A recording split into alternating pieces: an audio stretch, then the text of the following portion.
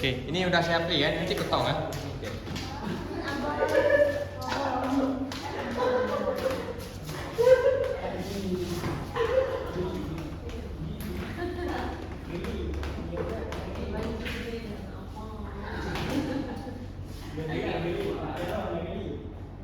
Udah ya. Nah, kita mulai ya. Mode serius and fun ya. Oke, baik. Assalamualaikum warahmatullahi wabarakatuh. Waalaikumsalam warahmatullahi wabarakatuh. Apa kabar teman-teman semuanya? Alhamdulillah, luar biasa. Allahu Akbar. Iya, masih semangat pagi ya. Masih walaupun Sudah siang ya kan? iya. Ini kita 1 jam ke depan ya. Oke. 1 jam sampai jam 3 lewat 10 menit karena sudah kita mulai jam 2:10 kan. Oke, baik, biar tambah semangat nih kayaknya kita minta satu semangat satu orang tuh siapa yang bisa membimbing untuk semangat ya. Biar tambah Sedikit lah. Persilahkan. Oke, silakan Pak Rizky. Alright. Semuanya ya, beratnya. Tingkat Tepuk semangat. Semangatnya semangat. Ya. Oke. Alright everybody. Nah, hari ini kita akan belajar tentang budaya positif, ya kan? Teman-teman pasti sudah nggak lagi asing dengan yang namanya positif, apalagi budaya di sekolah kita yang begitu bejibun di sekolah kita, ya kan? Nah, mari kita mulai saja. Apa sih yang akan kita pelajari dalam budaya positif pada siang hari berbahagia ini? Oke, topiknya ada 6 ya. Berapa Pak Fir? 6 ya? 6. Ya, bisa dibaca dengan jelas ya. Pertama nanti kita akan belajar tentang perubahan paradigma belajar, disiplin positif, motivasi pelaku manusia, kebutuhan dasar, kemudian posisi kontrol restitusi, keyakinan kelas dan signifikan restitusi. Nah, sebelum kita lanjut teman-teman, di sini saya mau disclaimer dulu bahwa di sini saya hanya mengingatkan saja, karena saya yakin teman-teman semua sudah melakukan hal demikian. Saya cuma reminder saja, tidak bermaksud untuk menggurui juga ya. Karena di sini teman-teman guru yang sangat hebat. Jadi jangan pernah berpikir bahwa saya sekarang ini sebagai orang yang memberikan ilmu. Tapi posisikan saya sekarang sebagai teman kalian, ya kan? Sharing diskusi. Berikutnya, langsung saja kita hayak terus ya kan? Kelihatan nggak teman-teman? Kelihatan? Sangat berat. Saya yang nggak kelihatan ya dari jauh. Oke, poin yang pertama tadi adalah perubahan paradigma belajar, ya kan? Sampingnya, ayo kepoin ya. Ayo siapa coba baca dulu kalau nggak. Di situ ada 2 poin. Ada poin yang pertama stimulus respon, yang kedua teori kontrol. Ya kan? Saya kasih waktu barang 2 menit, cukup ya. Silakan dibaca dengan baik dan cermati dengan sesama. Kenapa? Oh, nggak kelihatan ya? Ya, kalau di kanvas susah ngezoomnya ya. Bisa di zoom ya, harus di close. Ibu Masita baca ayat kepo ini aja, ayat kepo ini itu aja baca.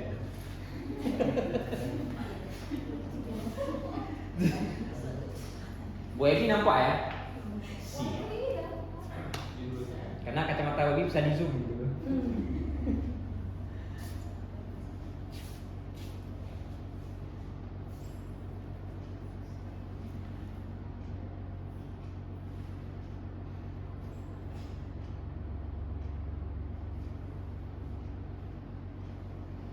Pelan-pelan aja, nggak usah dipaksakan ya. Waktu kita 1 jam. Hari ini ada 18 slide. Dari 6 teori 18 ya jadikan ya. Dia lebih simple, lebih sedikit gitu. Oke, udah 1 menit teman-teman. Cukup? Oke. Nah sekarang sekarang kita sharing nih. Menurut paradigma teman-teman setelah membaca 2 hal ini, apa kira-kira yang bisa dapatkan? Ada perubahan antara stimulus respon dengan teori kontrol? Silakan memberikan tanggapan. Bu Masita? Silakan. Tadi belakangan nanti nggak ada dia bisa jadi.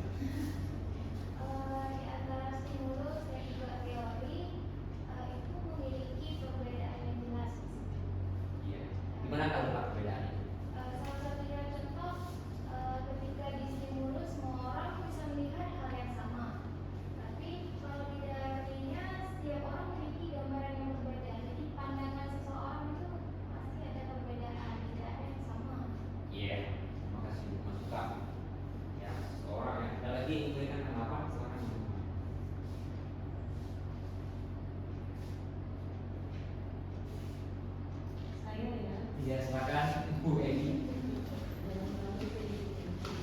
Ini kalau stimulus respon mungkin kita menganggap semuanya maksudnya secara umum ya. Nah kalau teori kontrol ini bagaimana kita memandang sesuai dengan apa ya bahasanya dengan aslinya gitu. Nah kalau contohnya perilaku buruk dilihat sebagai suatu kesalahan ya, artinya kan semua orang juga pasti pernah melakukan kesalahan gitu ya. Dan orang berpikirnya kalau udah melakukan yang buruk ya itu pasti dia melakukan kesalahan gitu. Padahal secara teori misalnya yang bisa kita apa ya bisa kita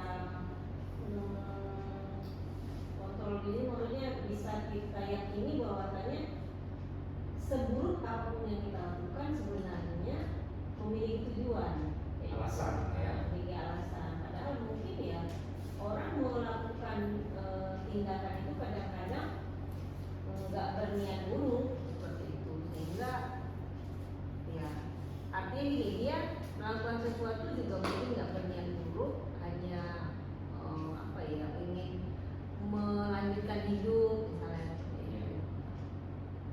Intinya dia melakukan seburuk apapun artinya dia punya tujuan.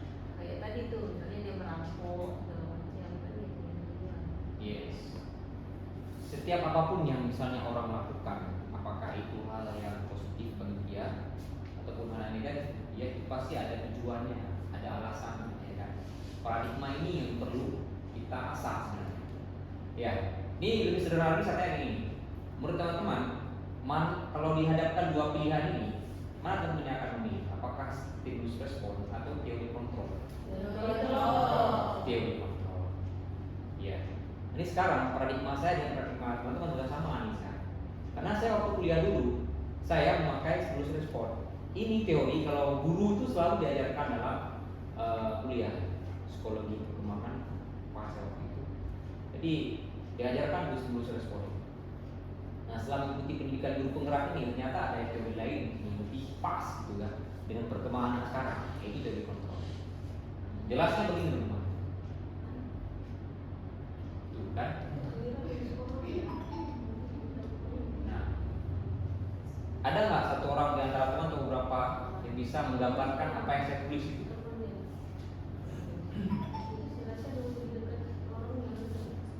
Ayo, ada yang minta tanggapan?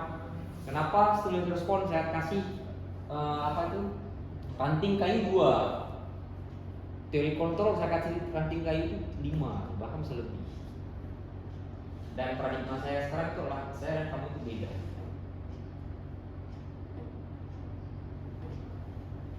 Ada yang ingin berkata apa teman-teman? Nggak tahu. Nggak tahu ya. Ya gini,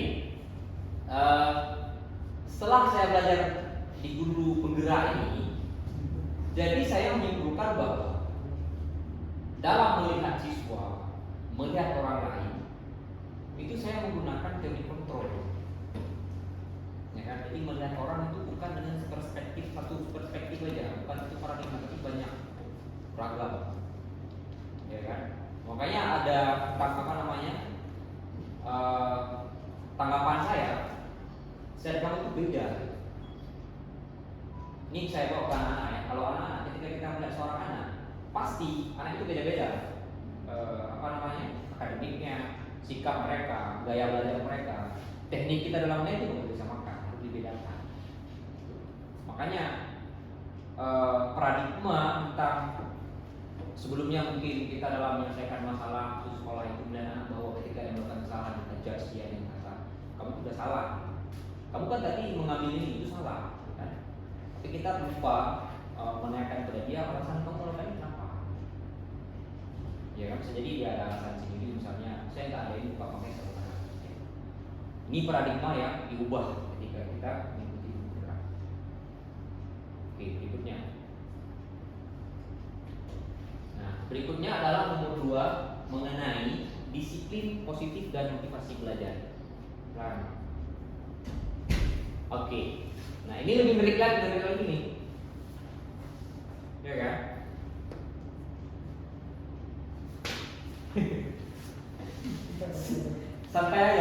ya, kok tegang lagi ya.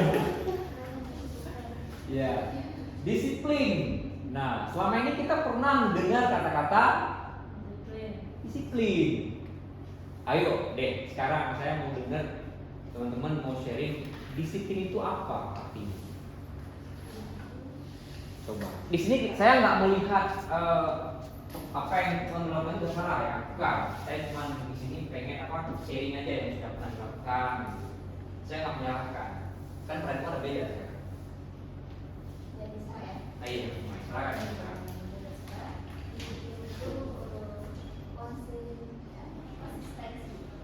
konsisten dalam melakukan sesuatu. Kayak dalam waktu ini kayak misalnya kita itu juga salah satu dan sebenarnya di sini juga kita konsisten dalam melakukan sesuatu untuk pengembangan diri kita. Oke. Konsisten gitu ya, kata kuncinya ya. Konsisten dalam melakukan sesuatu hal, bisa dengan datang pada waktu gitu ya. Kalau datang waktu on time terus ya. Jangan besok adalah lagi gitu. Oke, Bu Maisara. Ada lagi teman-teman? Bu Masita lagi. Oke, silakan Bu Masita. Bertanggung jawab. Gitu ya. Pak Fir, tadi dia katakan menurut Pak Fir apa yang disiplin? Disiplin. Iya.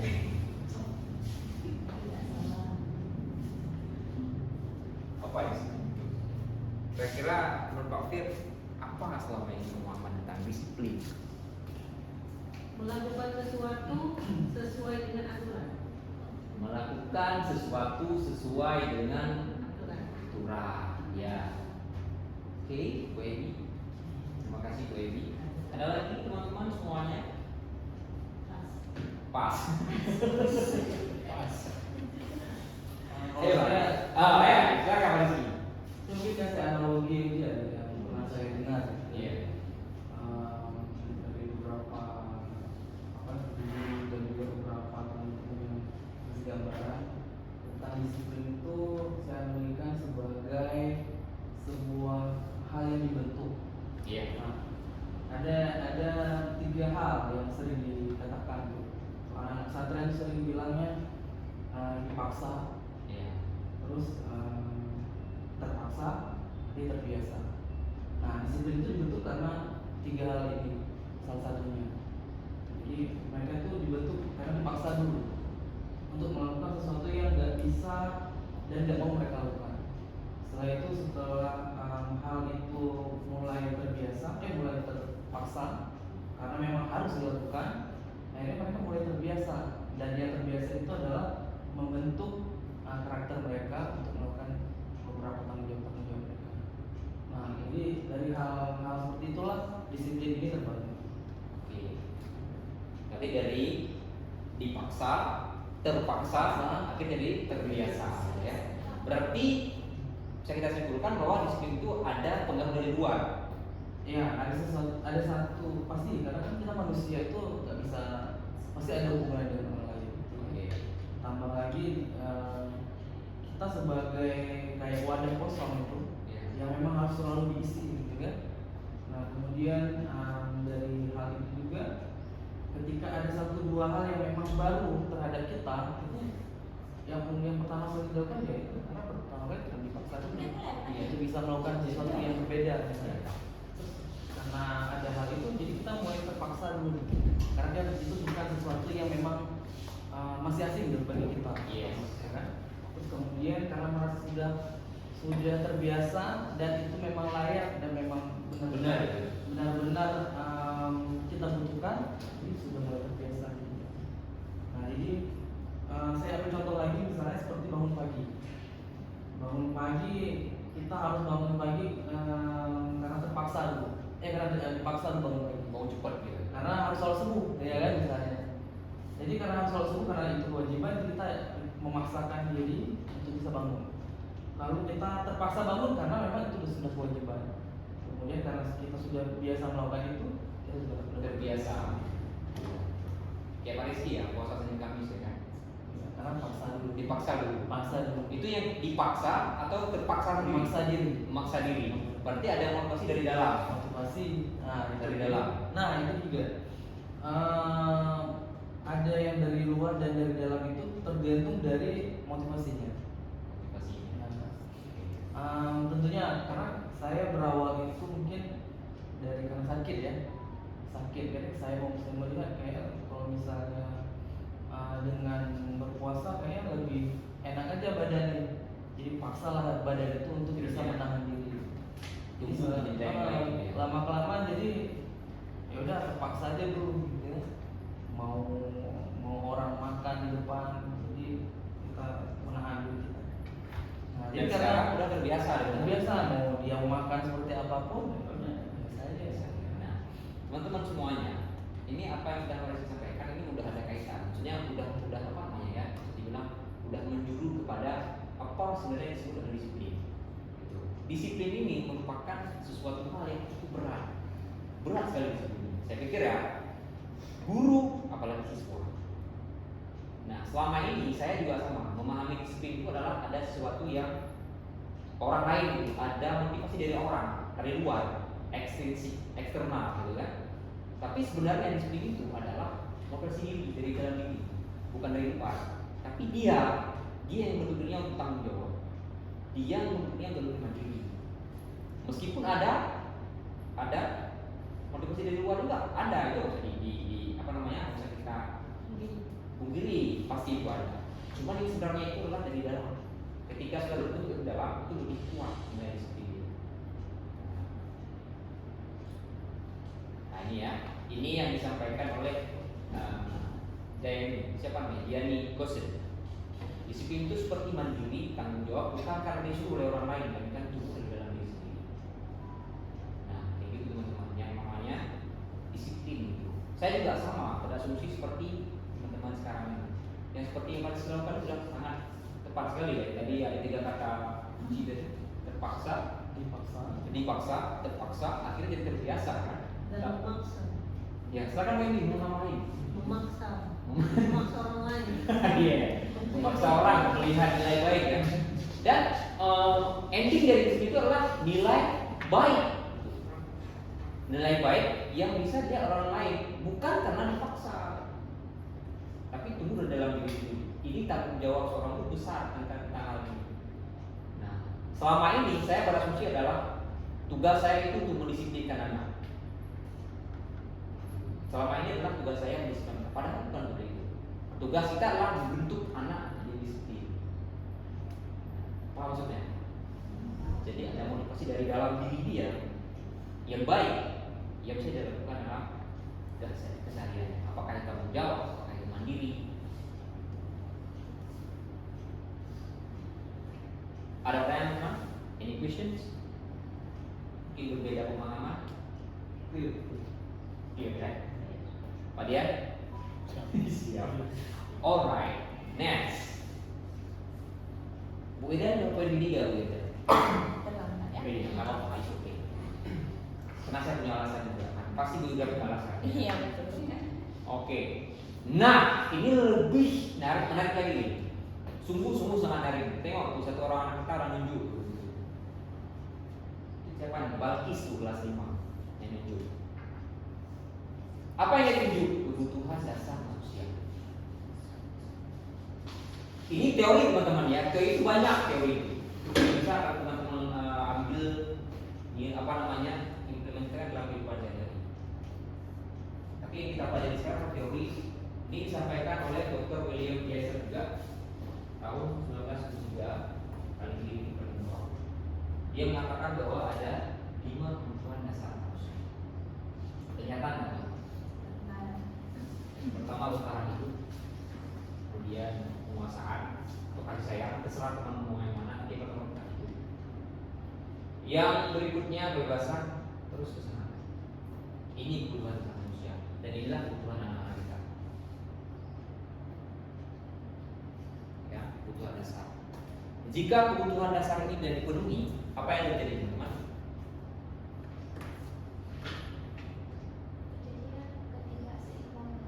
Ketidakseimbangan. Jawabannya kayak seorang pahlawan. Semangat alam semesta ya. Jika 5 hal ini tidak bisa diwujudkan dalam diri anak, maka yang terjadi kata adalah ketidakseimbangan. Tujuan pembelajaran tidak tercapai. Tujuan pembelajaran tidak akan pernah tercapai. Ini menarik sekali nih kita bahas. Apa 5 kebutuhan dasar manusia. Bu Wirda, coba Wirda sedikit pandangan Wirda mungkin berdasarkan 5 kebutuhan dasar manusia atau ada sharing di kelas mungkin. Atau ada kebutuhan Bu Wirda yang belum terpenuhi. Ada pasti. Yang mana Bu Wirda?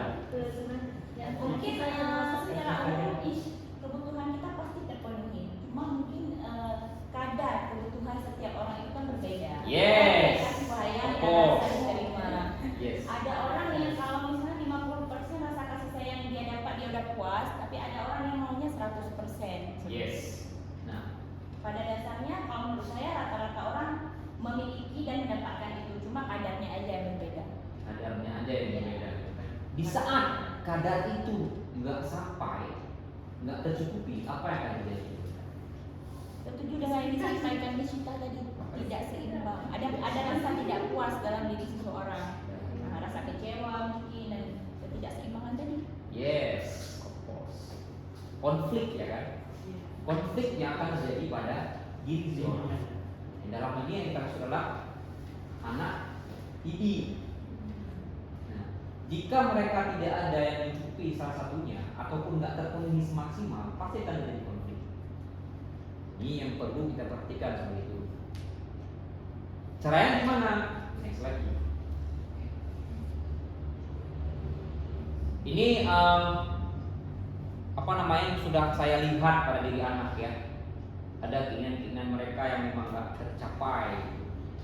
Yang gambar pertama itu adalah nunjuk emoji mereka, kondisi perasaan mereka setelah belajar. Mereka nunjuk emoticon yang mana, emoji yang mana. Ada juga anak-anak yang menyampaikan sesuatu gitu, tapi mereka nggak berani menyampaikan. Itu Faris Hakim tuh, yang lagi nempel sticky note di papan tulis. Mereka tulis sendiri apa yang mereka mau.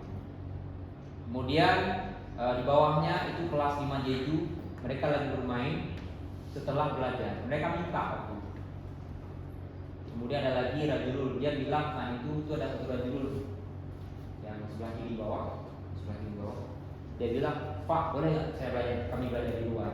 Itu dia. Itu keinginan mereka, itu kebutuhan mereka, ya kan? Dan kita tuh harus memaksimalkan. Enggak semua kita penuhi, nggak mungkin, ya kan? Tapi setidaknya kita tahu cara bagaimana memenuhi lah apa yang mereka mau. Oke, yang tadi dulu itu. Ada pertanyaan nggak mengenai kebutuhan manusia itu? Pas. Dari 5 kebutuhan ini ada 5 ya. 5. Di sekolah kita yang paling sering yang mana? Kasih sayang, Nah, itu ya. Kasih sayang dan rasa diterima. Ada lagi? Kesenangan, kebebasan, semua ada kayaknya. Penguasaan ada nggak anak kita? Ada ya beberapa ya. Terakhir, saya yang pertama dan terakhir itu bertahan hidup. Nah, ini rentan untuk bertahan hidup. Apakah anak kita akan bertahan dengan kondisi mereka sekarang ini yang begitu? Ya, teman-teman tahu lah yang begitu ini kan, sikap mereka, ya kan? Pak, saya nyerah Pak. Pak, kok susah kali Pak soalnya. Belum mereka mengerjakan, pulpen pun nggak mau mereka pegang. Ya kan? Apakah mereka bisa bertahan hidup dengan zaman secanggih sekarang ini? Ya kan? Itu pertanyaan. Silakan Pak, please do it. Ini pertanyaannya mungkin entah itu harus saya tanyakan ke dosennya atau ke siapanya. Boleh buatin saya Ya, boleh. Apa memang harus seperti itu bentuk dari diagramnya, bulan lalu tengah-tengahnya ada bertahan hidup? Karena kalau seperti itu saya melihatnya kunci utama itu di bertahan hidupnya. Lalu untuk bisa mendapatkan intinya itu ada 4 komponen yang harus melengkapinya. Yes. Jadi yang saya lihat dari diagram ini, menurut si Gosian itu ya seperti itu tadi yang saya tangkap. Iya. Nah, apakah seperti itu atau ada cara yang lain atau memang bisa dirubah, dimodifikasi bentuk diagramnya? Iya. Nah, sedangkan yang kalau seperti ini saya beranggapan dari salah satu komponen itu adalah kunci untuk bisa bertahan hidup. Yes. Nah, Visionnya adalah bertahan hidup. seperti itu ya. Tujuannya ya. Ada yang empat tadi yang membantu Tujuannya. sampai bisa. Iya, kalau teori sih banyak kan, tadi saya bilang tadi banyak teori tentang kebutuhan manusia. Cuman yang tadi saya bilang, goalnya itu adalah bertahan. Bagaimana tentang mereka bertahan hidup, gitu kan. Survival dengan dunia yang serba modern sekarang ini kan. Nah, Dan sedikit lagi. oke. Boleh ya? Sedikit. Boleh Pak. Banyak pun boleh Pak. Ini bicara tentang bertahan hidup di era sekarang, di kondisi anak-anak generasi apa nih sekarang? Sekarang generasi apa tuh namanya? Gen Z. Gen Z. Strawberry ya. Ya, di generasi mereka ini apakah masih masih layakkah komponen ini untuk bisa mendapatkan inti dari bertahan hidup itu, atau kita melihat beberapa kondisi yang ada? Mungkin kalau misalnya kita bisa ambil contoh,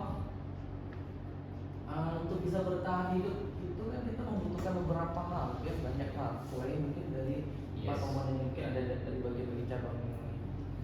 Nah, salah satunya itu mereka paham diri mereka itu apa sih kelebihannya, yang nantinya bisa membantu mereka supaya bisa bertahan hidup. Yes. Terus bagaimana cara kita gitu ya, untuk bisa membangun mereka supaya bisa mereka tahu, kenal itu apa sih potensi mereka, dan potensinya itu benar-benar mereka asal mulai dari dini. Jadi tidak nanggung nanti ketika di umur mereka sudah belasan tahun. Karena saya dari kami sharing dengan teman saya waktu itu, dia SD-nya di Jepang. Dia SD di Jepang. Jadi waktu di Jepang dia udah belajar main piano. Jadi dia belajar main piano dari kelas 2 SD. Nah, kemudian setelah orang tua kembali ke Indonesia, terus dia masuk ke salah satu sekolah populer lah di Aceh, di Banda Aceh. Nah, kemudian di sekolah ini yang diarahkan itu adalah supaya bisa mendapatkan potensi akademik yang baik, itu kan nilai-nilainya bagus, dan mereka bisa lulus nanti ke perguruan tinggi yang bagus juga. Terus mereka itu tidak punya di SMA khususnya, mereka itu nggak punya jurusan lain selain IPA.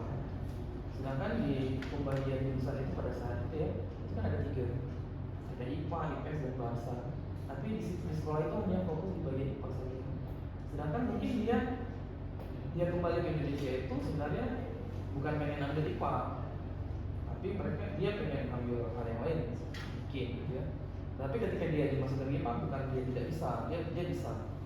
Cuma karena treatment yang ada di sekolah itu membentuk dia untuk harus ini dan itu, dan diarahkan untuk sejalan dengan keinginan sekolah untuk bisa mendapatkan penilaian tadi ya.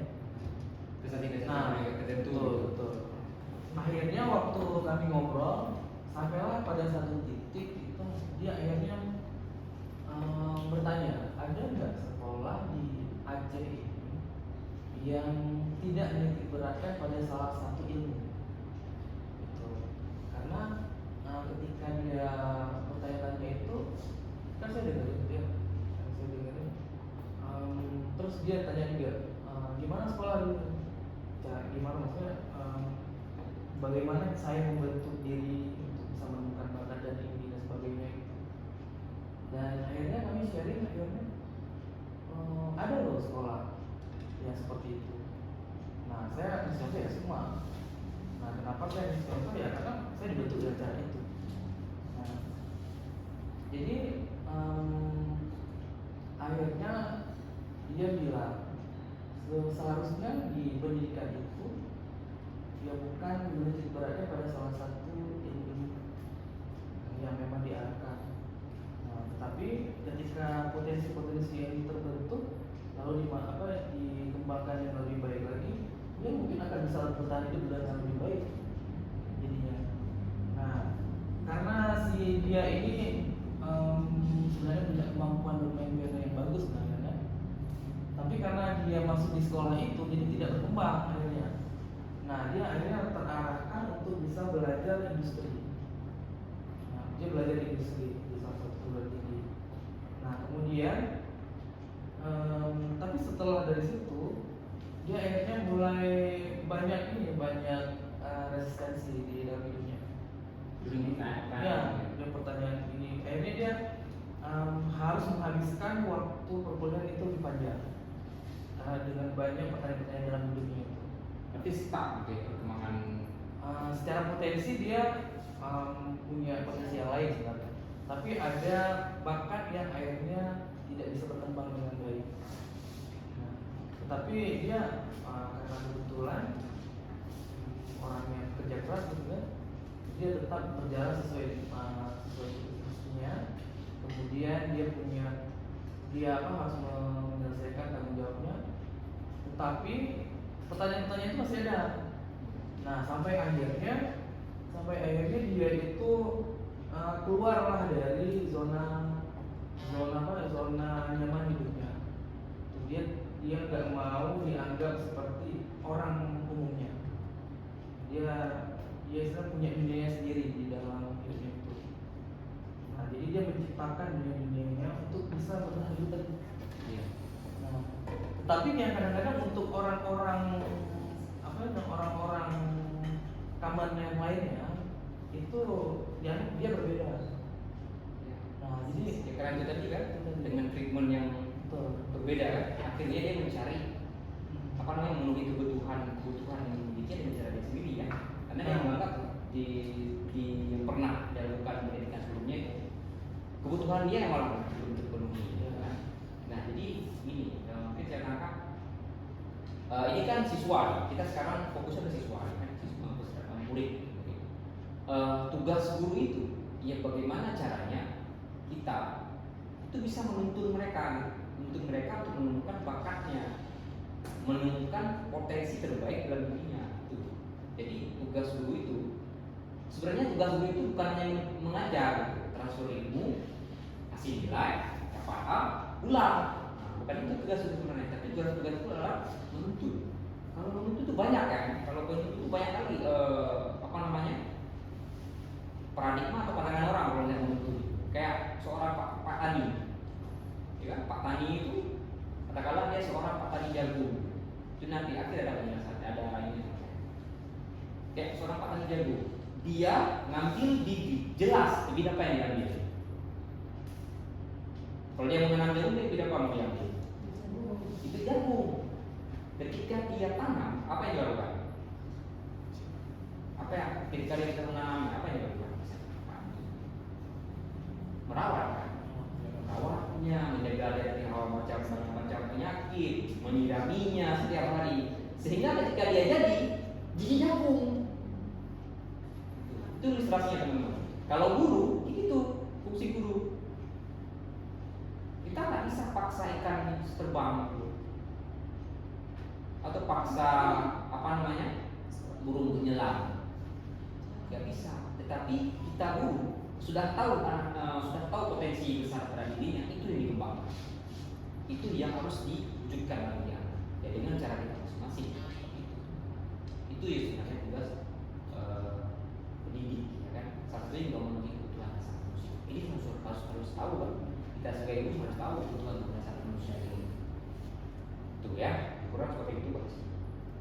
Berikutnya ini poin ke-4, terus berjalan ya, kerasa udah hampir setengah jam lebih kan. Oke, posisi kontrol ini masih ada kaitan dengan kebutuhan manusia tadi. Bu Wirda, bisa nggak juga colok baca Bu Wirda? Itu ada berapa posisi kontrol manusia? Yang mana? Posisi kontrol ada Penghukum, penghukum. pembuat rasa bersalah, Oke. teman, pemantau, manajer. Oh, ada berapa itu semua? 5 ya? 5. Ada tanggapan teman-teman sebelum saya lanjut dengan 5 posisi kontrol? Kontrol siapa? Kita sebagai pembimbing. Ya. Jadi maksudnya itu fungsi kontrol kita yang jadi penghukum, pembuat rasa bersalah, Seorang guru, teman. ya. Kita memposisikan diri ini sekarang ini, ya kan? Sebagai penghukum kah? Pembuat rasa bersalah kah? Teman kah? Pemantau atau manajer? Ya kan? Ini ada sangkut paut dengan kebutuhan dasar tadi. Ketika kita melihat ada kebutuhan anak yang nggak bisa kita penuhi, saat itu kita posisikan diri sebagai apa? Jelas ya? Oke. Berikutnya masih sama. Nah, ini lebih jelas. Penghukum itu X apa tadi saya boleh? Motivasi dari luar, eksternal. Biasanya fail itu gagal. Kita gagal dalam menyelesaikan masalah yang dialami oleh anak. Pembuat rasa bersalah juga itu motivasi dari luar, dari kita sebagai guru. Biasanya juga gagal. Ada 3 yang memang bisa kita lakukan: teman, pemantau, dan manajer. Menurut teman-teman, adakah tanggapan mengenai posisi kontrol ini? Atau posisikan diri kita sekarang di mana? Kita di penghukum kah? Pembuat rasa bersalah, jujur aja coba. Kalau teman pasti hijau sukses gitu kan. Suk itu sukses. Mantau juga sukses. Ini mana ya? Coba kita sharing gitu. Ini kelas 1, kelas 2, kelas 3, kelas B, kelas tam lah. Ini sering kena SD, sering nggak kena SD gitu kita. Kalau kayak hukum ini kan, misalnya kalau kamu nggak buat PR, ya kan, kamu harus melakukan ini, kan gitu. Yes. Hukum seperti itu. Kalau buat rasa bersalah ini kan sebenarnya misalnya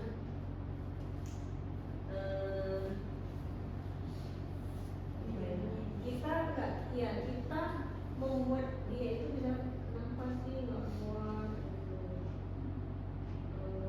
kan nanti nilainya jadi sedikit, dia merasa bersalah kan gitu kan sama dirinya sendiri gitu.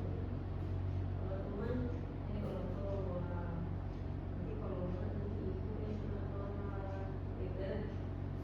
Jadi kadang-kadang kita masih ada melakukan itu kan. Tahu ya gimana dia menyelesaikan tugas. Berarti soalnya ditidur ya. Ya sebenarnya kita harus banyak belajar di posisi manajer kan. Cuman kayaknya kalau SD khususnya kelas rendah itu manajer itu agak bukan nggak bisa dilakukan ya. Cuman anak-anak ini kan masih butuh panduan arahan ya kan. Ya, bukan berarti juga kita menghukum, cuman kadang-kadang tadi sebenarnya memang sebaliknya kayak tadi disiplin itu berasal dari dalam diri kita sendiri yang kita seperti itu. Pun kadang-kadang yang terjadi kalau nggak kita ingatkan, kan itu nggak kita tegas, ya anak-anak akan lempem lah ejeknya kan kayak gitu kan. Nah jadi ya mau nggak mau motivasi itu memang selalu itu berasal dari luar gitu. Kalau bukan nggak mungkin ada dari dalam, cuman khususnya sama SD ya Susah. wah dari 10 orang mungkin setengah orang lah yang Yang mampu. motivasi terhadap diri sendiri kan gitu kan. Oh saya harus belajar kalau enggak nanti saya ketinggalan ini atau apa gitu. Itu di dalam ya. Itu udah dalam, dan itu kan anak SD ya, anak SD agak sulit ya. Bu Ida mau ngomong. Kita ngomong juga. Tarik nafas tadi soalnya kan. Tarik nafas. Oh pedes. Ya teman-teman semuanya. Apa namanya? biasanya kan kalau motivasi dari luar, dari kita, itu sifatnya nggak lama. Dia hanya mengikuti aturan ketika ada kita. Selepas ada kita, udah pasti tanggung jawab dia. Karena dari dalam, dari dia, dari diri dirinya itu belum tumbuh. Oh saya sama, oh saya keliru, belum tumbuh dalam diri dia. Itu agak susah membentuk anak. Mesti dari dalam. Kalau di luar bisa jadi juga bisa kita lakukan di luar. Bukan nggak bisa juga. Cuman posisi kita sebagai teman, memantau dan manajer itu jauh lebih bagus daripada memposisikan diri sebagai penghukum dan merasa bersalah. Kalau saya lihat nih, pernah saya lakukan ya, kayak penghukum merasa bersalah, pernah saya lakukan juga. Itu cepat memang perubahan Madriana, tapi cepat selesai, nggak bisa bertahan lama dia. Coba lakukan saya. Karena anak-anak melakukan kata takut. Takut. Bukan karena tanggung Iya. jawab. Kita teriak di depan mereka, itu salah gitu kan takut dia, buat rasa bersalah dia juga gitu kan. Yang teriak siapa? Pak Zahrul. Ketika dia Pak Zahrul, itu juga dia pada saat itu saja dia mau saya diam aja gitu kan. Ketika ada saya, balik lagi dengan sikap dia sebenarnya. Jadi kita sebagai pendidik mungkin posisi kontrol ini juga perlu kita lihat secara bersama-sama. Idealnya adalah manajer. Mantu anak SD itu perlu usaha yang lebih untuk jadi manajer. Memantau dan memantau itu susah. Cuman mungkin bisa kita lakukan. Bukan nggak mungkin. Itu perlu waktu yang lama. Kalau teman misalnya kita kayak gini, Esmi, apa kabar hari ini? Kayaknya lama waktu melihat kamu ini. Ketika dia ada masalah kan, kita dekat dia dengan mendekatkan teman. Kalau memantau, Wilda, ingat nggak peraturan kita apa?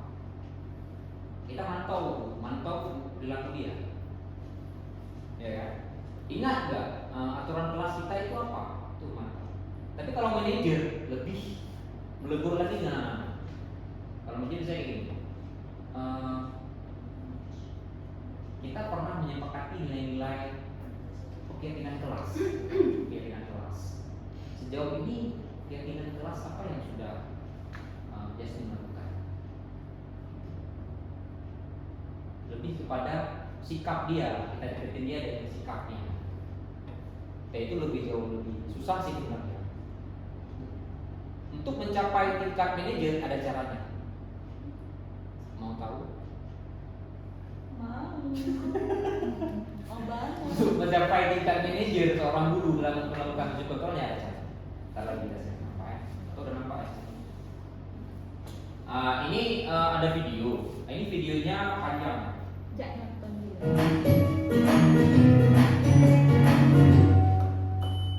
Salam bahagia Ibu dan Bapak Guru hebat. Dalam penerapan disiplin positif restitusi, salah satu program yang dikembangkan adalah 5 posisi kontrol. 5 posisi kontrol dalam restitusi adalah proses perjalanan seorang pendidik agar dapat mengenali dirinya. Pada 2, posisi Saya cepetin aja teman-teman ya. Ini posisi penghukum.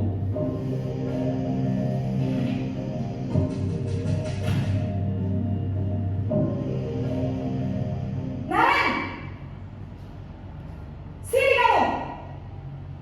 Dari nadanya nggak kelihatan. Selamat pagi Bu. Gue banget. Selalu terlambat. Kamu deh, pasti terlambat. Maaf Bu, saya Apa? Apa coba? Alasan kamu apa lagi?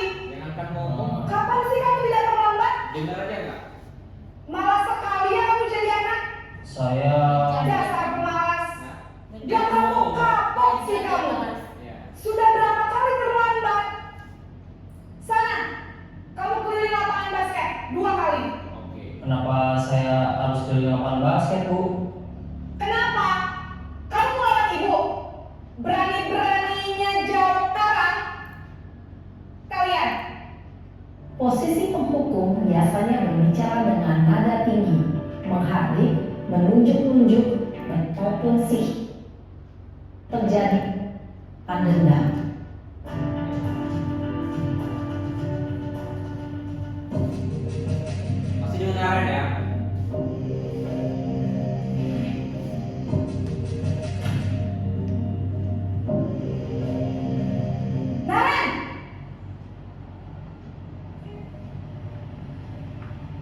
Selamat pagi, Bu.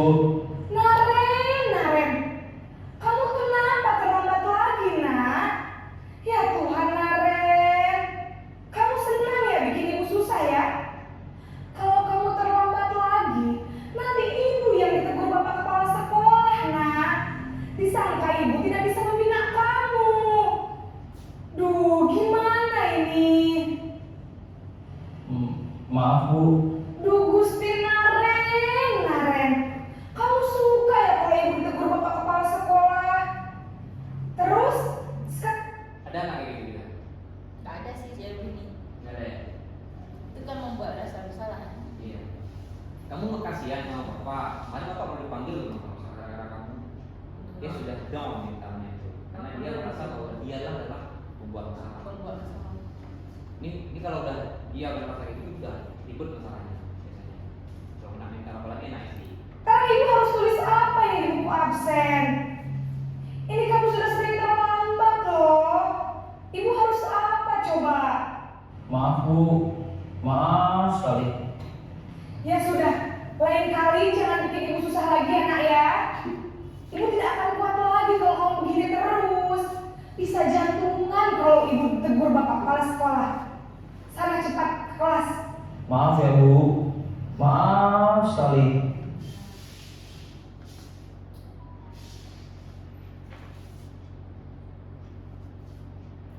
Teman-teman, kita itu harus bedakan. Kita itu bukan penyidik. Kita itu pendidik. Kalau penyidik salah, masukin dalam sel, gitu kan? Kita pendidik. Kalau pendidik salah, kita bimbing dia jadi orang yang benar. Ya. Sesi pembuat rasa bersalah berbicara dengan nada tenang, cenderung lembut. Namun kata-kata yang diutarakan membuat murid merasa menjadi orang yang gagal, memandang buruk dirinya sendiri, merasa tidak berharga dan tidak sanggup dan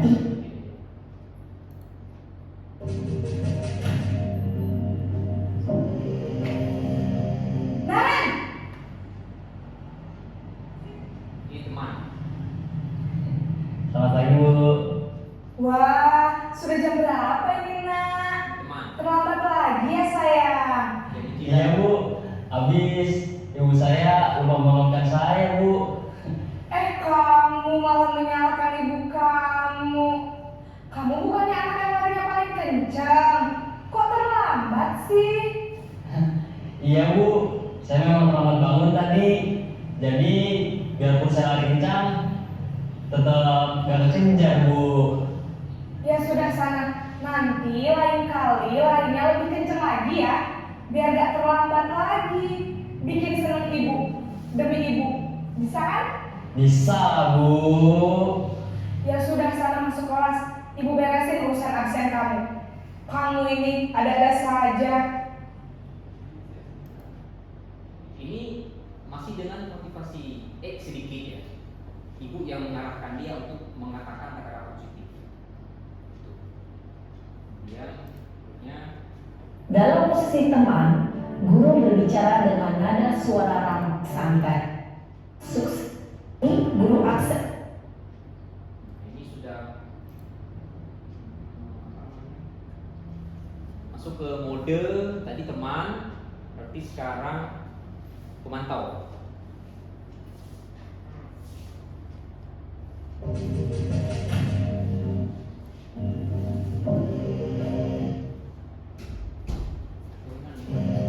Naren!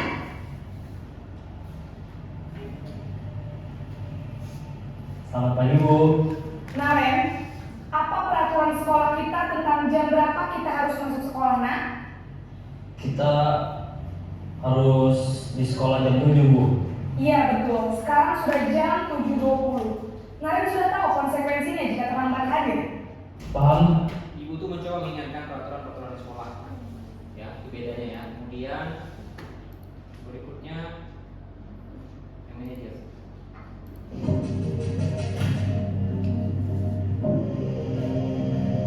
Naren!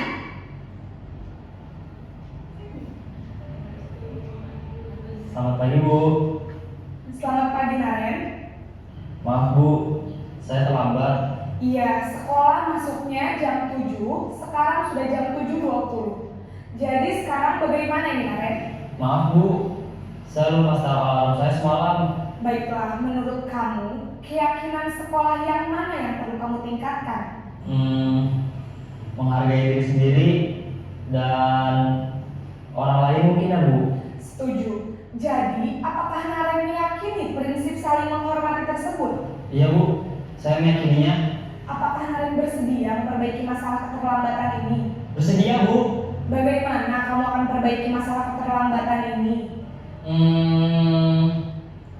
Saya akan coba untuk tidak lupa menyetel alarm saya Bu. Baik, kalau Naren lupa menyetel alarm di rumah, ada orang yang kira-kira bisa bantu mengingatkan tidak? Ada Bu, kakak saya, Kak Emma. Ada lagi selain Kak Emma? Selain Kak Emma, Emang kita ya. ada ibu saya. Emang kita ya. Jadi yang mengingatkan Naren adalah Kak Emma dan ibu kamu ya? Kira-kira akan mulai start alarm kapan nih Naren? Setelah pulang sekolah, akan segera saya lakukan.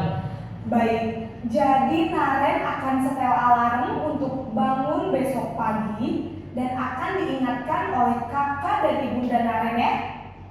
Ada lagi yang mungkin perlu dilakukan Naren agar tidak terlambat bangun lagi? Tidak ada Bu. Baik Naren, terima kasih untuk kerjasama kamu. Sekarang kamu perlu kembali ke kelas untuk belajar. Baik Bu, terima kasih. Oke. Ada perbedaan teman ya? Ada nggak kira-kira? Kalau manajer ini memang sudah semua dikembalikan kepada anak. Kita hanya nuntun dia aja. Nuntun dia aja untuk kamu harus apa? Menemukan solusi ya. Iya. Jadi dia menemukan solusi sendiri. Dan dia action sendiri. Cuman masalahnya adalah anak kita adalah anak SD gitu kan. Tapi masih mungkin bisa kita lakukan, bukan tak mungkin. Lagi-lagi masih perlu dengan motivasi dari luar, masih perlu. Oke, berikutnya ini teman-teman waktu sudah berjalan 53 menit. Ada pertanyaan dulu? Any questions?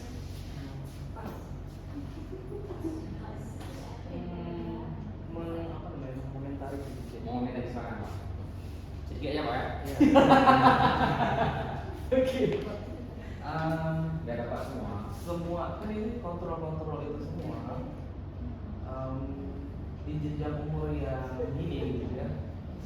Apakah itu bisa berjalan seandainya disiplin itu udah kuat dari awal gitu ya? Itu yang menjadi bagian utama. Ini misalnya namanya dari awal ya, Dari awal bentuk. ya. Nah, apakah kedisiplinan itu bisa mulai terbentuk dengan baik ya, walaupun tidak secara menyeluruh, tapi dengan pola asuh yang benar dan juga lingkungan yang baik, apakah itu akan membentuk dan menjadikan anak ini di usia dini itu sudah bisa diarahkan seperti pola kontrol yang benar. Nah, saya ambil contoh misalnya ini dikit ya. Saya ambil contoh dari beberapa referensi. Ada salah satu dia ayahnya seorang dosen di perguruan tinggi. Dia kelas 3 SD.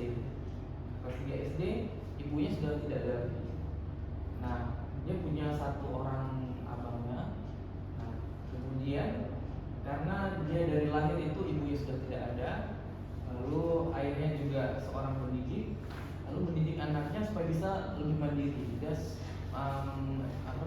membuat jadwal di rumah itu secara teratur. Dan lepas dari kontrol sekolah ya. Betul. Ini adalah posisi kontrol langsung orang tua. Nah, kemudian ini ya, yang buat saya kagum itu adalah ayah itu sibuk dia seorang arkeolog.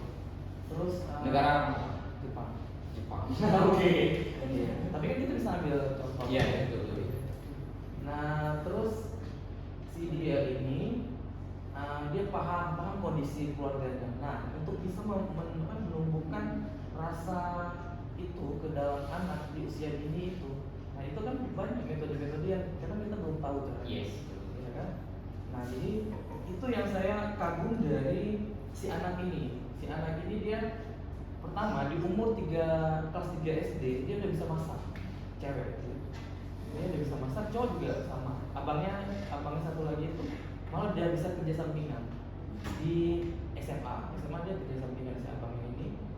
Si adiknya kelas 3 SD dia bangun pagi masak, bisa belanja kemana-mana, bisa belanja sendiri, lalu dia bisa kerjain segala pekerjaannya, dan itu dilakukan dengan kontrol dari ayahnya, dengan cara dia bikin jadwal. Jadi di kulkas itu kan banyak tuh tempel-tempelan Schedule gitu. Schedule kan. Jadi ada pekerjaan rumah tuh, dan mereka membagi tugas-tugas mereka, apa yang mesti dikasih adik, si abangnya, si ayahnya, di jadwal-jadwal yang memang mereka bisa lakukan. Nah, jadi mereka benar-benar menjadwalkan pekerjaan-pekerjaan rumah itu dengan baik. ya, jadi di range tuh luar biasa, maksudnya bagus sekali. Dan ketika ada 1-2 hal yang tidak bisa mereka lakukan di waktu itu, ada bergening tuh dengan keluarga. Jadi misalnya dia nggak bisa nih melakukan hal ini, terus abangnya yang akan menggantikan atau ayahnya. Jadi saya rasa itu pola asuh seperti itu untuk mungkin karena negara maju, gitu ya. Ya memang dituntut mereka harus bisa mandiri sejak dini, gitu ya. Jadi saya berpikir kalau seandainya itu bisa diterapkan minimal ya berapa persen di masyarakat kita, mungkin itu akan jadi lebih bagus. Kita akan punya bonus demografi yang baik. Ya. Jadi balik lagi sebenarnya Pak, balik lagi mungkin tadi yang anak tadi yang dipahami ada treatment lain mungkin Pola asuh orang tua ya, pola asuh lain orang tua, sehingga bentuk dalam dirinya itu untuk mengerjakan semua skill yang ada kan. Dan kemudian kita juga bisa memposisikan kayak gini, tugas ini bukan hanya saja guru, tapi ada peran yang sangat banyak dari orang tua. Cuman kalau misalnya ada anak yang sudah dibentuk, sudah bisa surviving, sudah bisa bertahan tanpa ada beberapa teori-teori ini, mungkin nggak perlu lagi mereka dengan teori-teori ini. Terus karena dia sudah punya dasar sendiri dan bisa surviving. Itu Pak Rizky ya. Terima kasih Pak Rizky. Tadi ada cerita lagi dari Pak Rizky. Saya rasa ceritanya bagus ya, bisa jadikan sebagai inspirasi juga buat kita semuanya ya. Nah, ini yang sering-sering kita maknai dengan mungkin saya rasa agak keliru gitu. Keyakinan kelas. What is this? What is this? What is this? Bukan Malian itu betul nggak? Oh, betul. Oke. Keyakinan kelas. Atau menurut teman-teman, mengapa keyakinan kelas? Mengapa bukan peraturan kelas? Karena kalau keyakinan kelas sesuatu yang disepakati bersama. Peraturan kelas? Peraturan mungkin munculnya lebih dari guru. Dominan guru. Dominan guru dan diwajibkan untuk diikuti oleh siswa. Tapi kalau keyakinan kelas sesuatu yang bisa jadi idenya dari siswa sendiri. Selama ini yang pernah kita lakukan di sekolah, kalau saya sendiri lakukan itu, saya namakan dengan peraturan kelas. Gitu. Tapi saya sepakati dengan anak-anak. Oke, yang boleh apa nih? Si A jawab, ke kamar mandi 1 orang Pak. Tuh kan? Catat. Yang boleh ya, yang tidak boleh, yang jangan. Gitu. Saya apa? Kalau lagi ngajar jangan ribut, akan sangat dulu menjelaskan. Terus sepakatin tuh. Punya si B, tulis lagi saya tulis itu peraturan kelas. Nah sementara ternyata yang paling dibutuhkan itu adalah keyakinan kelas ya. Di atasnya lagi tidak betul lagi, yaitu nilai-nilai kebajikan universal. Jadi sebenarnya keyakinan kelas dan peraturan kelas itu berbeda. Berbeda. Dan dua-duanya harus dilakukan. Paham saya teman-teman? Ya, tapi bedanya itu kayak mana? Bedanya. Makasih pertanyaannya. Saya maunya itu sebenarnya. Dia kan ada range-nya. Pertama itu peraturan kelas dulu. Lahir peraturan kelas. Kedua lahir keyakinan kelas. Ketiga baru ada nilai-nilai kebajikan universal. Itu teorinya ya. Ada teori-teori lain lebih banyak, mungkin lebih bagus gitu. Mungkin bisa kita gunakan. Cuman yang saya pelajari teori itu. Peraturan kelas pertama. Kita sepakati itu apa aja yang boleh, apa aja yang tidak. Setelah itu keluar dari situ, terus lagi kita kemana terus ke kelas lain. Nah, dari peraturan kelas, kira-kira misalnya ini peraturan kelas wajib membawa tumbler setiap hari, gitu kan? Nah, dari peraturan itu apa nilai sikap yang bisa diambil sama anak? Membawa tumbler setiap hari. Tanggung jawab. Tanggung jawab. Itulah kaitan kelas. Kami yakin bahwa tanggung jawab itu yang paling utama di dalam kelas ini. Nah, keluar kaitannya satu contoh. Oke, dari tanggung jawab ada lagi peraturan yang lain. Misalnya ketika guru menjelaskan harus mendengarkan, tidak boleh ribut. Dari situ tanya mana anak? Kira-kira anak dari peraturan ini apa nilai baik yang bisa kita ambil? Apa kira-kira? Saling menghormati. Saling menghormati. Itu kayak kelas lagi. Jadi ada peraturan kelas, ada kayak kelas lagi. Nah, rangkum semua sudah selesai. Satu lagi keluar. Apa yang disebut dengan nilai-nilai kewajiban besar? Nilai baik yang bisa dilakukan. Dan lagi apa misalnya? Tanggung jawab tadi kan? Tanggung jawab, terus ada apa tadi? Saling menghormati. Ada peraturan lain misalnya yang lain, misalnya sholat duha, ada nilai religiusnya, gitu kan? Kalau kita akan share dengan poin-poinnya, religius, tanggung jawab, saling menghormati, dan lain-lain sesuai dengan peraturan yang sudah ada. Jika nggak ada peraturan, nggak keluar keyakinan. Jika keyakinan juga ada, juga akan keluar. Nah, itu maksudnya. Paham saya ya? Oke.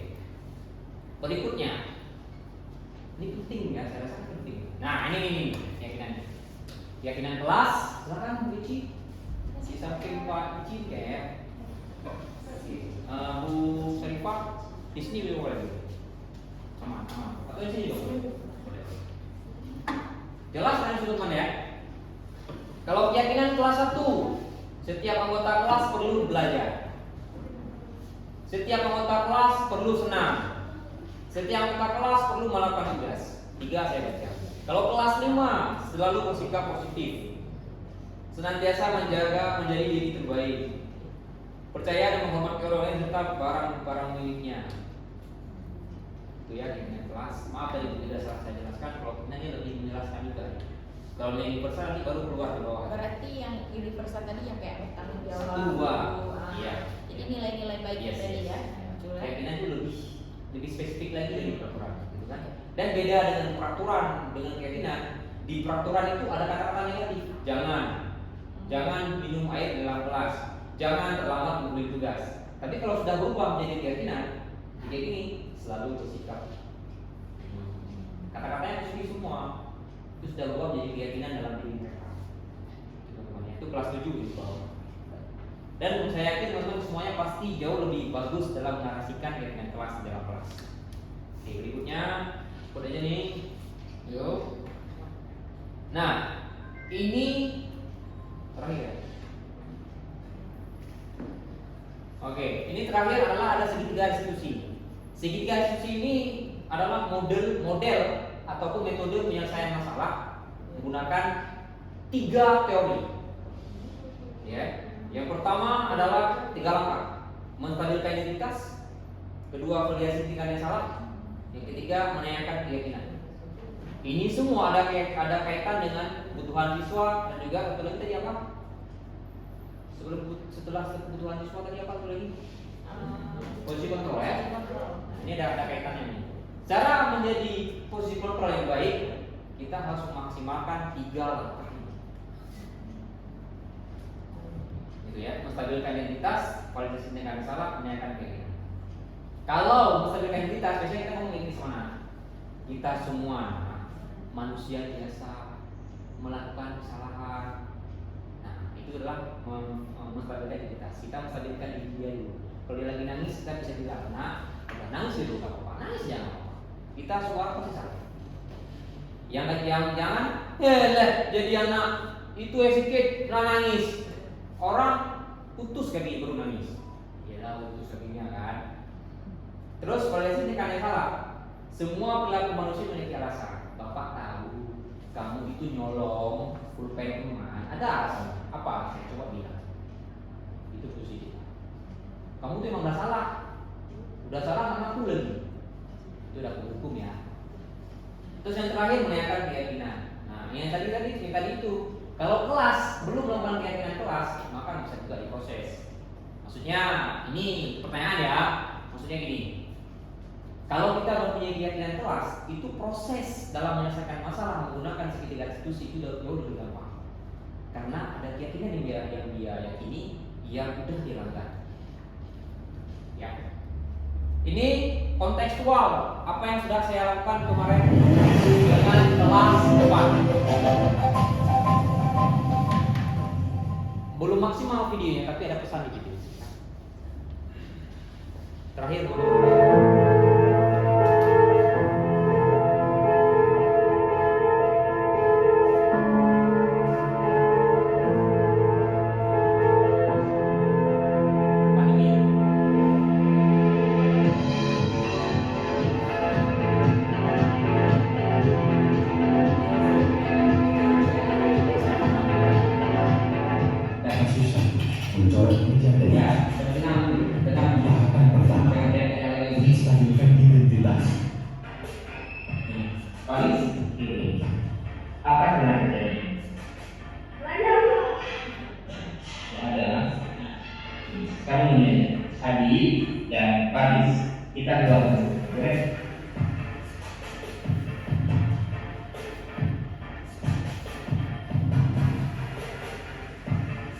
kemarin kita bilang kelas aja ya.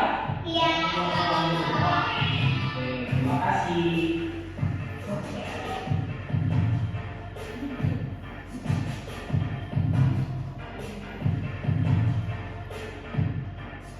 Oke, di sekarang lanjut menstabilkan identitas. Nah, lalu apa yang dari kelas?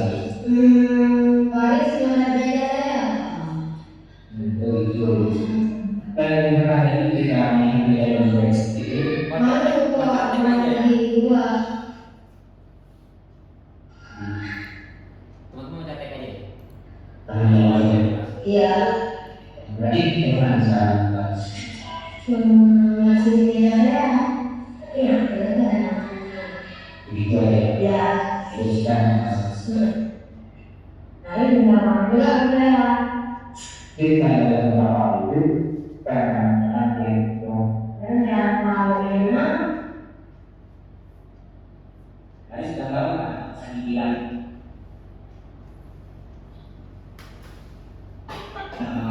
Tadi sekarang. Oh, ini sekarang apa mau dengar nih? Cerita apa sudah jadi jelas selama Tahapan kita validasi tindakan yang sama. udah sekarang dulu. Jadi itu pada kita. Settingan ya. Karena dua yang itu apa? Dua ya sampai sudah kali masuk saya goreng tuh lagunya warna Di sini dan sebenarnya alasan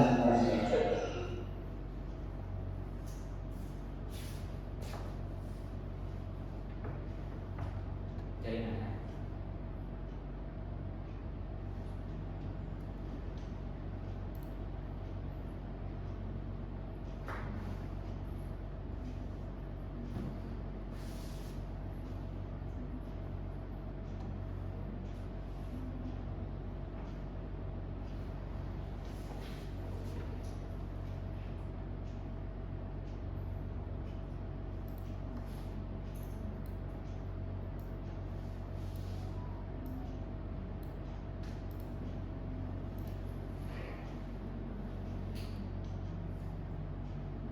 Jaringannya penuh ya?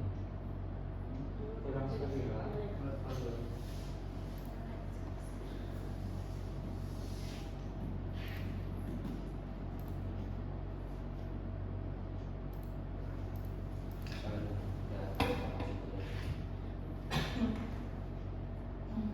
Kita next saja teman-teman ya.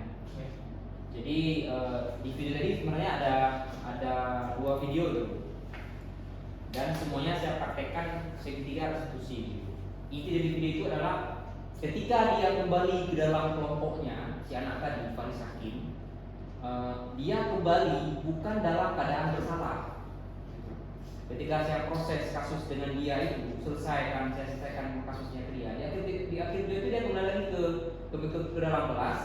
Dia menghapus love yang ada gambar di meja adik, dan kemudian mereka bermain bersama. Dan dalam dirinya ada rasa bersalah. Nah, itu yang sebenarnya yang diharapkan. Kayak gitu. Tapi kalau dia kembali dalam kelompok dengan rasa bersalahnya, maka kita sebagai pendidik itu mohon maaf sudah kalah dengan menyelesaikan masalah mereka. Ya kan? Sudah kalah dengan menyelesaikan masalah. Nggak bisa, anak-anak sudah duluan mentalnya yang kita hantam. Dia mungkin dia nggak mau sekolah lagi tuh. Jadi karena dia merasa bersalah terus. Jadi saya terus juga yang disalahkan, saya terus dia yang main, saya juga yang disalahkan, gitu kan? Ataupun ketika dia balik ke dalam kelas, ketika ada selesai balik dari ruang kita, dia balik. Di dalam kelas dia terus berpikir begitu, di rumah juga terus begitu. Akhirnya dia mogok sekolah, tambah lagi mogoknya, berbulan-bulan dia nggak sekolah, sampai akhirnya dia nggak mau sekolah lagi. Jadi bisa fatal juga masalahnya dalam kita menangani kasus sekolah. Nah, konklusinya adalah menjadi pendidik bukan hanya sekedar mengajar, lebih dari itu, yaitu menuntut dia sampai menentukan potensi yang ada pada dirinya, terlepas dari berbagai macam gaya belajar dan persoalan yang di sini ada gambar Pak Tani, jagung, ada juga yang nanam padi, ada jagung yang hasil. Jadi kita sebagai pendidik itu seharusnya menuntun mereka. Itu, baratnya kan ada kertas putih itu, ya, kertas putih. Tapi di kertas putih itu ada huruf-huruf yang tak terlihat. Paham saya? Gak ada huruf ini nggak terlihat, masih abstrak. Gitu. Tugas guru itu kita timbulkan, bukan kita tulis di kertas putih itu. Anak terlahir dalam keadaan putih, di kertas putih, kan? Terus kita tulis itu udah dia cetak menjadi apa. Sebenarnya yang jauh lebih bagus kita nuntun dia untuk menemukan jati diri. Itu dia. Itu diharapkan oleh seorang Ki Hajar Dewantara. Karena pada dasarnya anak lahir sudah dalam keadaan potensi. Yes, sudah ada dia. Tinggal kita ngarahin gitu, bukan ngikutin kita, gitu kan? Itu saya tulis ada gaya belajar dia, ada gaya belajarnya, ya kan? Ada persoalan hidupnya. Kita bimbing dia untuk bisa menyelesaikan persoalan dia, bukan menyelesaikan persoalan dia, tapi membimbing dia menyelesaikan masalah dia sendiri. Ketika dia keluar dari sekolah ini, keluar dari bangku sekolah ini, siap menghadapi tangan ada, nggak butuh bahasa lagi. Membimbing dia dalam agama, ya, nggak butuh lagi ibu Ici sebagai guru ketika udah bisa berdagang jualan sendiri, dia bisa survive dalam dunia nyata. So teman-teman, itulah kesimpulannya pada hari ini. Ada pertanyaan?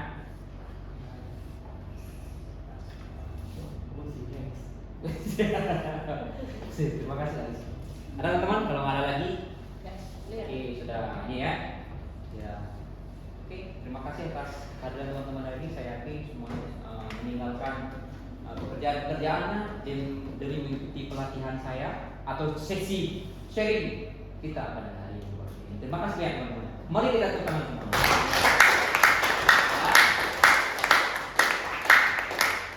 Ini mengucapkan alhamdulillah. Oke, terakhir saya ucapkan terima kasih. Assalamualaikum warahmatullahi wabarakatuh.